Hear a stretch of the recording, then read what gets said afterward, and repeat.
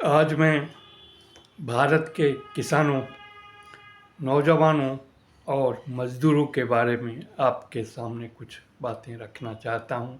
इस चुनावी माहौल के बीच भारत आज जहाँ 5 राज्यों में चुनाव होने की बात हो रही है, उसके बाद 2024 में संसदीय चुनाव होगा। इन परिस्थितियों में भारत के किसान, नौजवान और मज़दूर कहाँ पे आते हैं, जहाँ पे सत्ता का पाने का मूल मंत्र हो गया है मुफ्त की रेवड़ियाँ।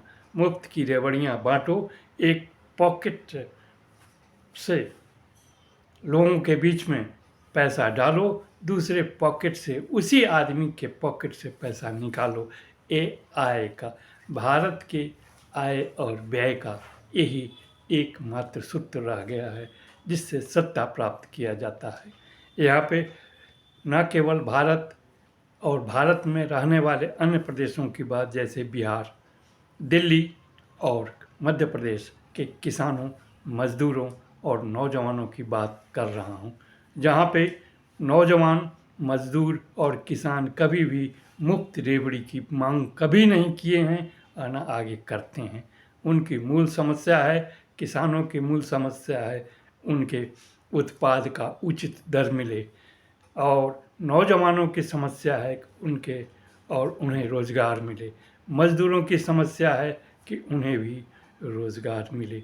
लेकिन इन सारे लोगों को दरकिनार कर सरकार, चाहे राज्य सरकार हो या केंद्र की सरकार हो, मुफ्त की रेवड़ियाँ बांट कर उनसे अपना वोट लेकर राज सत्ता का सुख प्राप्त कर रहे हैं। और इन सबों के बीच या गोदी मीडिया हो या सोशल मीडिया, जिस वो अपने आप को बड़े ईमानदार कहते हैं, वे या तो इंडिया के पक्ष में या तो फिर एनडीए के पक्ष में अपने आप को खड़ा कर अपनी पत्रकारिता चमकाने के लिए जनता को दिग्भ्रमित करते हैं। जहाँ किसानों को उनकी ज़रूरत नहीं है, किसानों के बीच वो जाते नहीं हैं, ना ही उन नौजवानों की समस्याओं को उजागर करना चाहते हैं, ना ही मज़दूरों की समस्या को उजागर करना चाहते हैं। सिर्फ रोज़गार, महंगाई और जो अन्य आर्थिक समस्याएं हैं उस पर न गोदी मीडिया और ना ही सोशल मीडिया में जो ईमानदार पत्रकार हैं इस पे बात करते हैं। जबकि राज सत्ता पाने के लिए मुफ्त सब्सिडी कहिए या मुफ्त कहिए या फिर मुफ्त की रेवड़ी कहिए, वो बांटने में राज सत्ता और राजनेता माहिर हैं। वे जनता की और किसानों की, नौजवानों की, मजदूरों की समस्या को हल करना चाहते ही नहीं हैं। जबकि ये सारे लोग जानते हैं कि भारत की समस्या हो या फिर राज्य की समस्या हो, उसको अपने आय का, अपने संसाधन को जुटाना पड़ता है, उस संसाधन को विकास के कार्यों में लगाना पड़ता है, तभी उस देश की किसान का, उस देश के, उस राज्य के मजदूर का, उस राज्य के नौजवानों का एक भला होता है, उनको रोज़गार मिलता है, उत्पादन के उचित साधन मिलते हैं, उत्पादन का उचित मूल्य मिलता है, मजदूरों को काम मिलता है। लेकिन इन बातों से हटकर आज भारत बस मुफ्त में बांट दो, उनसे वोट ले लो और फिर 5 साल मज़े मारो। अब सवाल है कि आय का साधन आएगा कहाँ से? तो आज जो मुफ्त की रेवड़ी बांट रहे हैं उसका बोझ तो जनता को ही भुगतना पड़ेगा, जनता के ही पॉकेट से लेना पड़ेगा। इसलिए आज जनता के पॉकेट में डाल दो, वोट ले लो, आओ कल टैक्स लगा करके जनता के पॉकेट से पैसा निकाल के मज़े मारो। यही राज सत्ता का और राज पाने का मूल मंत्र है, जिसको न केवल भारत सरकार, केवल राज्य सरकार ही जानती है, सब लोग इस मंत्र को लागू कर रहे हैं। बिहार जैसे प्रदेश में जहाँ पे आज पत्रकार, कुछ ईमानदार पत्रकार सत्ता के साथ खड़े हैं, तो दूसरे तरफ पत्रकार केंद्र के सरकार के साथ खड़े हैं, एक दूसरे पे दोषारोपण कर जो इलेक्टोरेट हैं, हमारे मतदाता हैं, उनको दिग्भ्रमित करने की कोशिश करते हैं। लेकिन दोनों का डीएनए टेस्ट करेंगे तो एक ही है। अब बिहार की बात लेते हैं, जहाँ पे प्रति व्यक्ति आय 54,000 करोड़ रुपए आती है, जबकि भारत की आय 1 लाख करोड़ रुपए है।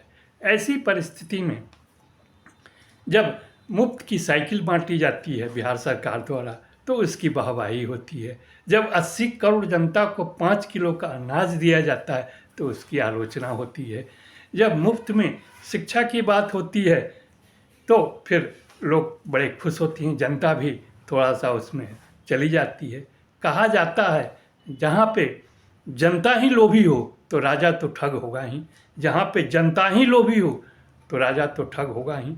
तो इस ठग और लोभी के खेल के बीच में हमारे किसान, हमारे नौजवान, हमारे मजदूर मारे जा रहे हैं। मुफ्त उन्हें कुछ नहीं चाहिए, कभी वो मांग नहीं किए हैं, आगे भी वो मांग नहीं कर रहे हैं। वो मेहनत कश हैं, उन्हें अपने किसान को अपने खेत में मेहनत करके उपजाने की बात होती है। उचित मूल्य उन्हें तो दे दो। तो आपने मंडी सिस्टम बिहार में ख़त्म कर दिया 2005 में, 2005 और 6 में, जो नीतीश कुमार ने किया। अब सवाल है कि जब मंडी सिस्टम ही आपने लागू किया तो मोदी जी ने कहा दिया कि भाई किसानों का ही वो जो एमएसपी होता है, जो न्यूनतम मूल्य है, उसको भी ख़त्म कर दो। और उसके लिए मध्य प्रदेश में जहाँ बीजेपी की सरकार थी वहाँ पे पहले 8 किसानों की हत्या कर दी जाती है, तो दिल्ली में जो किसान अपने न्यूनतम मूल्य के लिए संघर्ष करते हैं वहाँ 750 किसानों मारे जाते हैं। जैसे जैसे जो भी परिस्थिति हो। और बिहार में तो मंडी सिस्टम लागू कर करके आज जो परिस्थिति बन गई है कि बिहार में भी पटना जैसे शहर का जो AQI कहा जाता है, एयर क्वालिटी इंडेक्स, जो प्रदूषण बढ़ रहा है उसका मुख्य कारण तो पराली जलाने के कारण। चाहे बिहार की बात हो, बिहार में उसे पुआल कहते हैं, जो धान का बचा हुआ जो हिस्सा जो खेत में बच जाता है वो पुआल है। उसको चाहे आप कैमूर के तरफ चले जाइए बिहार में या पश्चिम चंपारण के तरफ, वहाँ पुआल खेतों में जलाया जाता है। वैसे ही आप हरियाणा चले जाइए, पंजाब चले जाइए, यहाँ पे पुआली जला ली जाती है और जिससे प्रदूषण स्तर काफ़ी बढ़ जाता है। ये सरकार की बात है, लेकिन ऐसी कोई बात नहीं है।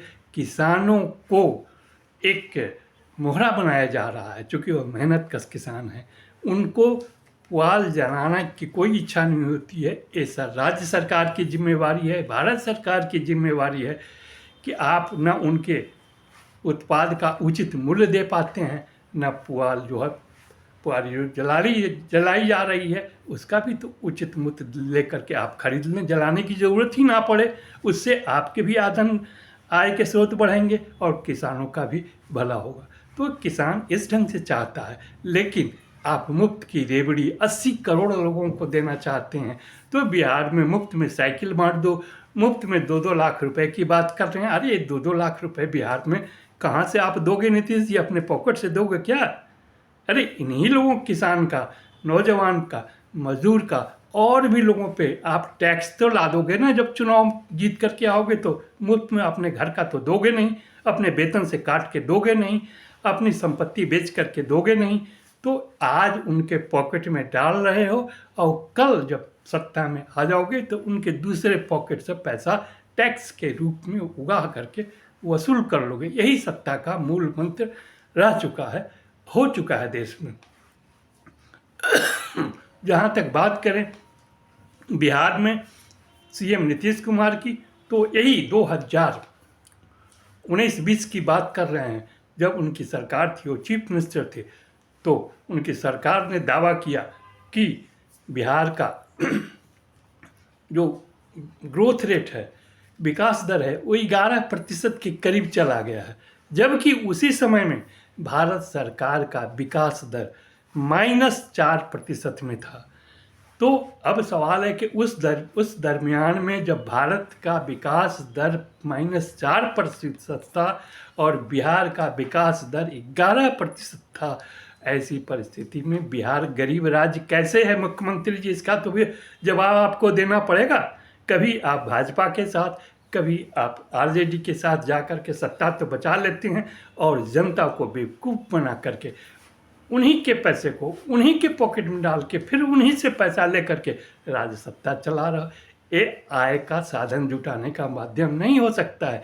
इसके लिए आपको रोज़गार देना होगा, इसके लिए उनकी आमदनी बढ़ानी होगी। जहाँ 54,000 रुपये पर कैपिटा इनकम है, उसको आप कम से कम राष्ट्रीय स्तर जो है 1 लाख रुपये प्रति व्यक्ति तो कर लें। जबकि आप देखेंगे तो आपका तेलंगाना का 3 लाख रुपये प्रति व्यक्ति आया है। ऐसी परिस्थिति में आप कहाँ टिकते हैं? जब आप मध्य प्रदेश की बात करते हैं जहाँ किसानों की हत्या हुई, वहीं पे व्यापम घोटाला भी हुआ, तो आप उसको जस्टिफाई करेंगे। लेकिन दूसरी तरफ महाराष्ट्र में जहाँ पे खुद ही भारत सरकार के प्रधानमंत्री कहते हैं कि भाई किसी भी गलत लोगों को, किसी भ्रष्टाचारियों को बख्शा नहीं जाएगा, तो फिर आप उनको उन भ्रष्टाचारियों को सत्ता में कैसे बना लेते हैं, उनको कैसे मंत्री बना देते हैं, उनका सब कुछ अनदेखी कैसे कर लेते हैं। तो उसी ढंग से बिहार में भी नीतीश कुमार जी, आप थोड़ा सा बिहार के किसानों को तो बताएंगे, बिहार के नौजवानों को तो बताएंगे, बिहार के मजदूरों को तो बताएंगे। अब बिहार एक लेबर सप्लाई एक्सपोर्टर स्टेट हो चुका है, जहाँ पे मजदूर को रोज़गार नहीं मिल रहा है, नौजवानों को रोज़गार नहीं मिल रहा है, किसानों को उचित मूल्य नहीं मिल रहा है, मंडी सिस्टम आपने ख़त्म कर दिया है। नीतीश कुमार जी, आपको तो इसको जवाब देना ही पड़ेगा। आप जनता को दिग्भ्रमित करते हैं नीतीश कुमार जी, और उसी ढंग से भारत के प्रधानमंत्री भी दिग्भ्रमित कर रहे हैं। 80 करोड़ लोगों को मुफ्त का राशन, जो कि ना आपसे नीतीश कुमार जी और ना ही मोदी जी से भारत का नौजवान, भारत का किसान, भारत का मजदूर मांग नहीं करता है। वो सिर्फ रोज़गार चाहता है, खेतों में उचित जो उत्पादन वाला उचित मूल्य मिले, ये चाहता है। और हमारे मजदूर भाई खेतों में हो, मजदूर फैक्ट्री में हो, जहाँ कहीं भी हो, उसे तो काम चाहिए ना। आपका मुफ्त नहीं चाहिए, न मुफ्त में साइकिल चाहिए, न मुफ्त में दवा चाहिए, और ना ही मुफ्त में आपका अनाज चाहिए। ये सारे दिग्भ्रमित करने वाले खेल जो हो रहे हैं, ये देश के लिए और राज्य के लिए उचित नहीं है। देश का जो किसान है वो स्वावलंबी है, स्वाभिमानी है, आपके टुकड़ों पे पलने वाला नहीं है। हमारा नौजवान भी आपके टुकड़ों पर पलने वाला नहीं है। लेकिन आप जो राज सत्ता हासिल करने का एक मंत्र जो पा लिया है कि मुफ्त में रेवड़ी बांटो और राज्य सत्ता प्राप्त करो, चूँकि जनता दिग्भ्रमित हो जाती है, मुफ्त का खाना नहीं चाहती है, चाहती है, दिल से उसकी इच्छा होती है कि हमें रोज़गार मिले, हमें कुछ मिले, काम करने का मौका मिले। किसान चाहता है कि हम जो उत्पादन कर रहे हैं उसका उचित तो मूल्य तो मिले, वो भी नहीं मिल पाता है। ऐसी परिस्थिति में जब वो पुआल जलाता है, जब पराली जलाता है, तो उस पर आप रोक लगाते हैं और उसके उत्पादन का उचित मूल्य भी नहीं देना चाहते हैं, और किसान पे सारा दोष आप मढ़ रहे हैं। अब दिल्ली जैसे प्रदेश में दीपावली के दिन, मतलब कि 12 नवंबर 2023 को, जो आप एयर क्वालिटी इंडेक्स देखेंगे वो करीब 200 के लगभग था, और दीपावली के दूसरे दिन मतलब कि 13 तारीख के सुबह में, 13 नवंबर 2023 के नवंबर में देखेंगे तो एक बढ़ कर के 700 से ऊपर चढ़ा गया एयर क्वालिटी इंडेक्स। कहाँ 200 और कहाँ 700 एयर क्वालिटी इंडेक्स का डिफरेंस सिर्फ 12 घंटे का अंतराल में हुआ है। क्यों? इसके लिए किसान दोषी है क्या? ये तो आपको खोजना पड़ेगा ना। तो आप किसान पे सारा दोष मढ़ देंगे, आप उसके पुआल को खरीद नहीं पाते हैं, पराली जलाने के लिए मजबूर है, आगे में खेत की बुनाई कैसे करेगा? जब पुआल नहीं जलाएगा तो आगे में गेहूं का को तो उसमें डालना है, गेहूं के बीज को भी, तो कैसे करेगा? नहीं करेगा तो फिर आर्द्रता खत्म हो जाती है ज़मीन की। करेगा तो क्या करेगा? तो पुआल नहीं जलाएगा, आप उस पर रोक लगा रहे हो, पुलिस बैठा दिए हो, उसके उत्पादन का उचित मूल्य नहीं दे रहे हो। वहाँ पे काम करने वाले जो मजदूर बिहार से जाते हैं उनको भी दिक्कत हो रही है, नौजवान को नौकरी नहीं दे रहे हो। तो कैसा खेल खेल रहे हो भारत सरकार के मंत्री, भारत सरकार के प्रधानमंत्री जी और बिहार सरकार के मुख्यमंत्री जी, मध्य प्रदेश के मुख्यमंत्री जी, दिल्ली के मुख्यमंत्री जी। सारा ये नौटंकी मुफ्त का ऐसे ही नहीं चल रहा है। आपको जानकारी के दे दूं कि दीपावली के 12 नवंबर 2023 के 15 दिन पहले से लेकर के दीपावली के दिन तक 100 करोड़ रुपए का शराब सिर्फ दिल्ली के अंदर बिका, जबकि दिल्ली की आबादी मुश्किल से 2 करोड़ 15 लाख है। 2 करोड़ 15 लाख की आबादी में सारे लोग शराबी नहीं हैं। यहाँ भी मुफ्त का शराब बांटा जाता है, मुफ्त में 1-2 बोतल पे 1 बोतल ऐसे ही मिलता है। अब इसी चक्कर में तो आपके मंत्री केजरीवाल जी जेल की सज़ा भुगत रहे हैं। जब जेल की सज़ा भुगत रहे हैं तो आप दोष देते हैं मोदी जी पे कि मोदी जी ने आपको जो है सो गलत चीज़ों में फंसाया। अरे काम तो आप गलत कर रहे हैं, आप अपने आय का साधन तो बढ़ाइए। आय रेवेन्यू कैसे आए, आय कैसे आए, जिससे कि आय आने वाला जो पैसा है उसको भारत की जनता के लिए, दिल्ली की जनता के लिए आप सदुपयोग कर सकें, जिससे एयर क्वालिटी ही नहीं, लोगों को रोज़गार मिले, नौजवानों को रोज़गार मिले, हमारे मज़दूरों को काम मिले, हमारी फैक्ट्री आगे चले, विकास दर बढ़े। इसकी बात नहीं सोचकर मुफ्त में आप भी केजरीवाल जी बांट रहे हैं। उस चक्कर में, शराब के चक्कर में आपके 2 मंत्री जेल चले गए। उसी चक्कर में हमारे महाराष्ट्र के एक मंत्री जिनके ऊपर प्रधानमंत्री जी ने आरोप लगाया कि भ्रष्टाचारी है, उसको अपने सरकार में शामिल करके महाराष्ट्र में उस उसको जो है तो साफ सुथरा बता दिया। कुछ भी उसके ऊपर कोई एक्शन नहीं। ये कैसा खेल चल रहा है? ये बिहार के, भारत के, दिल्ली के, मध्य प्रदेश के किसानों, नौजवानों और मज़दूरों का सिर्फ अपमान है। वे रोज़गार चाहते हैं, वे रोजी रोटी चाहते हैं, किसानों का उचित मूल्य मिले ये चाहते हैं। पराली जलाने की ज़रूरत नहीं, आप उसे खरीद तो लें। भारत सरकार के भी मंत्री हों या भारत सरकार के प्रधानमंत्री हों, पंजाब में तो आपकी सरकार है केजरीवाल जी, आप क्यों नहीं इसको लागू करते हैं कि पराली जलाने की ज़रूरत नहीं पड़े, उसे आप खरीद लें, खरीद करके दूसरे उपयोग में आप लावें उसको। बहुत सारे उसके उपयोग हो सकते हैं, जिसको उपयोग करके दिल्ली का ही नहीं, पंजाब का ही नहीं, बिहार का ही नहीं, भारत का ही नहीं, उसका उपयोग कर आप भारत की एक ऊर्जा उत्पन्न कर सकते हैं। भारत में जब ऊर्जा उत्पन्न होगा, उससे फैक्ट्री, उससे अन्य चीज़ें, और भी किसानों को ज़रूरत है ऊर्जा की, खेतों में पटवन के लिए उसकी तो उपलब्धता हो सकती है। लेकिन आपकी सोच वो नहीं है। सरकार चाहे बिहार की हो या मध्य प्रदेश की हो या दिल्ली की हो या भारत सरकार हो, सारे लोग मुफ्त की रेवड़ी बांटकर सत्ता में बने रहना चाहते हैं। लेकिन जहाँ की जनता ही लोभी हो तो राजा तो ठग होगा ही।